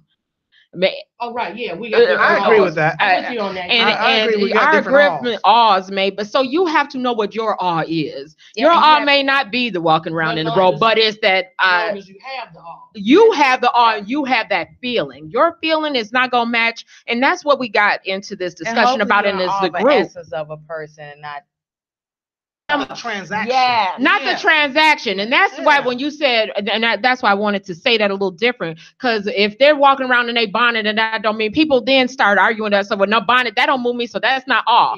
But that's your awe. But no. So what I'm trying to say here, not the exact action, it's the feeling. Her rawness. If you don't love the person in their raw essence, whatever that looks like for you, whatever that looks like for you. This is like under this half wig. I got about 6 braids, and they sticking out like Celia. When I take this off, this sticking out, and he still be like, "Oh, you are so cute." And I be like, "I look like the Amish. I have my the front piece sticking." Like I'm just saying, right? Girl, I'm just saying. But for grown up love, that's just hair. The whole you is what I'm in awe of. That's just hair. That's it. His raggedy house shoes. The whole essence of you. And so, like Wanda said, it's different. So grown folks, we need to have grown up relationships with each other. Not these Mickey Mouse, Nickelodeon type relationships. Tyler Perry. Yeah, this is Atlanta Wives, VH1, LA Wives, Basketball Girl. This is grown up stuff, man. You've been listening to He Said, She Said on IntellectualRadio.com. Okay, so we're gonna make this one topic very brief because we can run it short on time. It's something we've talked about, but this came up in the partnership we have with 30 and Up Doing Us, a group on Facebook that we take a topic from their group and discuss it, and they send me the topic that they'd like us to discuss, and that topic is marriage overrated? Whoa. So we have about 5-10 minutes to, this is what came up in their group. It's meant 5 minutes. I got this time, super producer. I got this. So real quick, is marriage overrated? So I think now this is definitely more of a, well, I don't know if we're in that, but this, that marriage is not as needed, wanted anymore as it used to be. And I think we can all say we may feel differently on the topic, but still being overrated, I think, is huge. How if marriage is overrated, then family, what happens to the family unit? Are we going to have a lot of family units that are not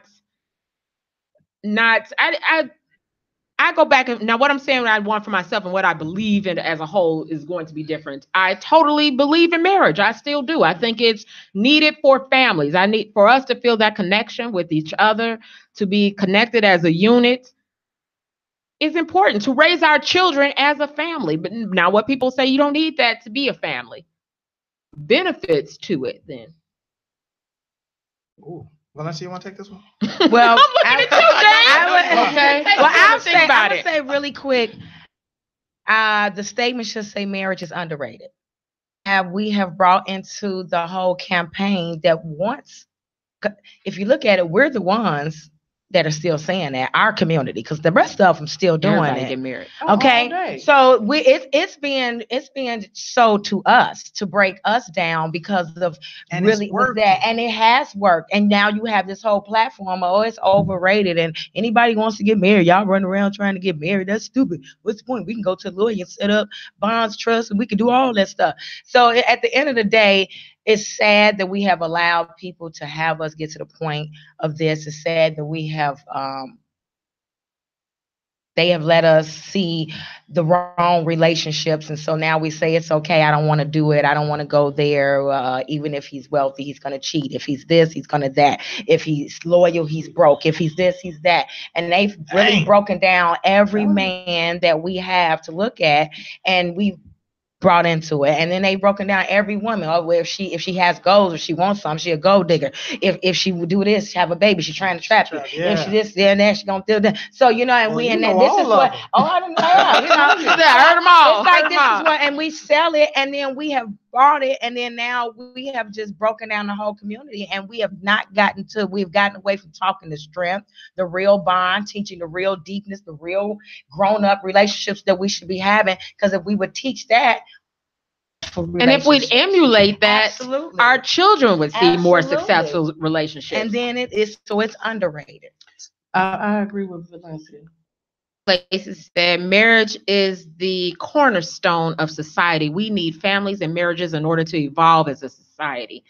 And I think it's needed in this fear of being hurt, so much fear. We are running around with deep-seated and a lot of baggage. Woo-wee, just a lot of carrying on so many baggage of women not loyal. And I don't know if it's our music. I don't know, because every song now has nothing really to do with love and unity. My man is your man, and he's your man. Oh my goodness! Yeah, is that a side chick song? Yeah. Oh, they got them. But that's the thing. That's once again, we have that is the culture, and I don't even want to say it's fear. I want to say it's a weak excuse for children to remain playing children's games. And so to go out here and say marriage is overrated, it's just the people who want to continue to have the girl and the sad chick and never, or the chick they want to lay up with for 10 years and never commit and make her a wife, or the girl, it's an excuse to play the games that children play. So I agree with, oh my God, this is getting scary. I agree with Valencia wholeheartedly. Marriage is underrated. It is extremely underrated. And I agree with Anna Nicole. It is the cornerstone of marriage. Creates families. Families create community. Community creates states, and states create nations. And so if marriage is underrated, you can now see why our nation is the way that it is. And you can see why a lot of the African American community looks the way that it looks in certain people's eyes. Marriage is not overrated. It is completely underrated. But people want microwave situations. They do not want to work. This new generation do not want to work for things. Why? When we grew up, we had to make a phone call, leave a message, had to beep somebody. Yes. Wait for them to get the beep, get to a phone, then call us back.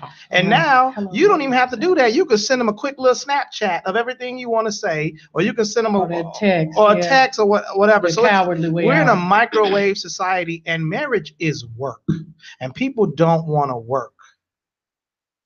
The damage they're causing to children by not being grown up in relationships.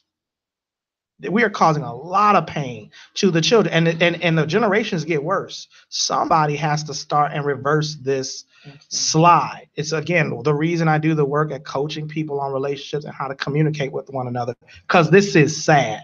And the work is not slave work. When we say that, people always want to attach the work, the relationships is so hard and it's so this. If you make the right choice in the beginning, the work is so simple. You get up in the morning and you say, I think I should say, good morning, sweetheart. I love you. That's the work. And it's real simple. Good night, honey. But let me tell you something, Valencia. I'm going to step out and I'm going to be over here with my friends and I'll be back. I love you. But let me give you a little bit of props. You can do that because you're comfortable with who you are.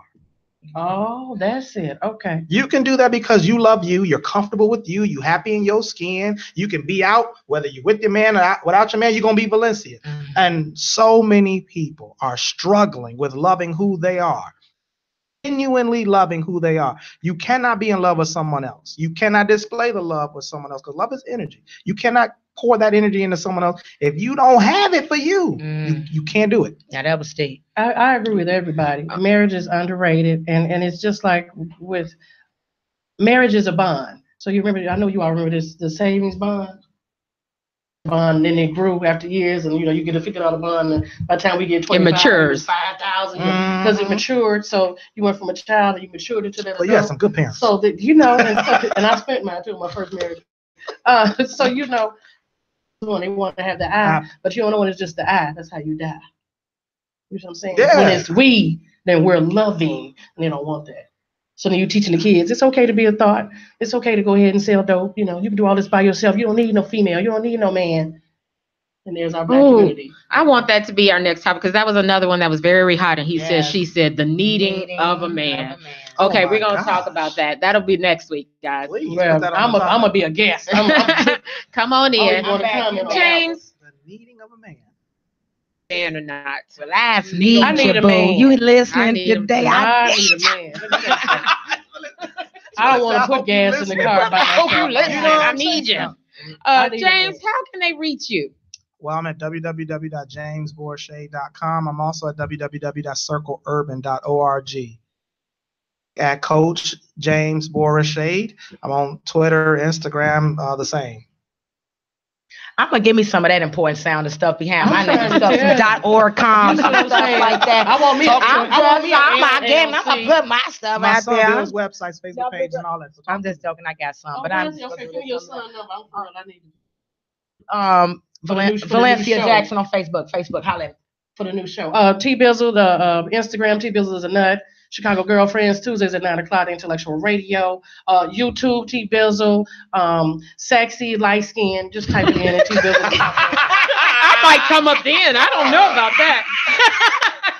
Valencia, we might have a bunch of us under that one. You guys, thank you so much for always coming back to He Said, She Said on Sundays at 2 o'clock. I so appreciate you. If you want to reach me, I'm on Facebook. I'm Wanda B, just like a bee. Hey, y'all, I'm going to have a birthday party February 22nd, okay? I want you to come out to Relax Lounge. I'm going to give you more details, but our sisters in media, we are working together on this particular event, and then we always do our what we do at Room 183. We'll be there January, what's the number, 24th, I believe. It's going to be the third week of the month, so second and fourth.